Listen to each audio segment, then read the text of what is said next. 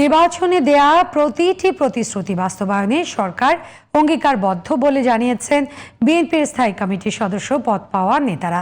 সকালে শেরেবাংলা নগরে বিএনপির প্রতিষ্ঠাতা শহীদ রাষ্ট্রপতি জিয়াউর রহমান এবং সাবেক প্রধানমন্ত্রী বেগম খালেদা জিয়ার সমাধিতে শ্রদ্ধা নিবেদন শেষে কথা বলেন নেতারা। দল ও সরকারের গৃহীত পদক্ষেপগুলো জনগণের কাছে পৌঁছে দেওয়ার অঙ্গীকার ব্যক্ত করেন তারা। বিস্তারিত অসীম আল ইরমানের রিপোর্টে। কেসারেন শেকড় থেকে শিখরে। বিএনপির স্থায়ী কমিটিতে পদ পাওয়া চার নেতা রুহুল কবির রিজভী, আমানুল্লাহ আমান, ইসমাইল জবিউল্লাহ এবং অধ্যাপক ডক্টর ফরহাদ হালিম ডোনার শ্রদ্ধা নিবেদন করতে যান বিএনপির প্রতিষ্ঠাতা শহীদ রাষ্ট্রপতি জিয়াউর রহমান এবং সাবেক প্রধানমন্ত্রী বেগম খালেদা জিয়ার মাজারে। শ্রদ্ধা নিবেদন ও দোয়াকে কেন্দ্র করে হাজারো নেতাকর্মীর ঢল নামে মাজার প্রাঙ্গণে। জনগণের সাথে দল ও সরকারের সেতু হিসাবে কাজ করবে এই নবগঠিত স্থায়ী কমিটি, এমনটা জানান নেতারা।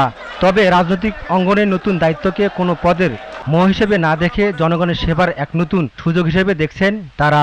দল, সরকার, জনগণের মধ্যে যে আস্থা এসেছে সেই আস্থাকে আমরা সম্পূর্ণ দায়িত্বের সাথে আমরা সেটাকে এগিয়ে নিয়ে যাব। আমরা আমাদের কাজের মধ্যে প্রমাণ দেব, চেষ্টা করব ওনার যে কর্মসূচিগুলো আছে সেটা সঠিকভাবে বাস্তবায়ন করার জন্য।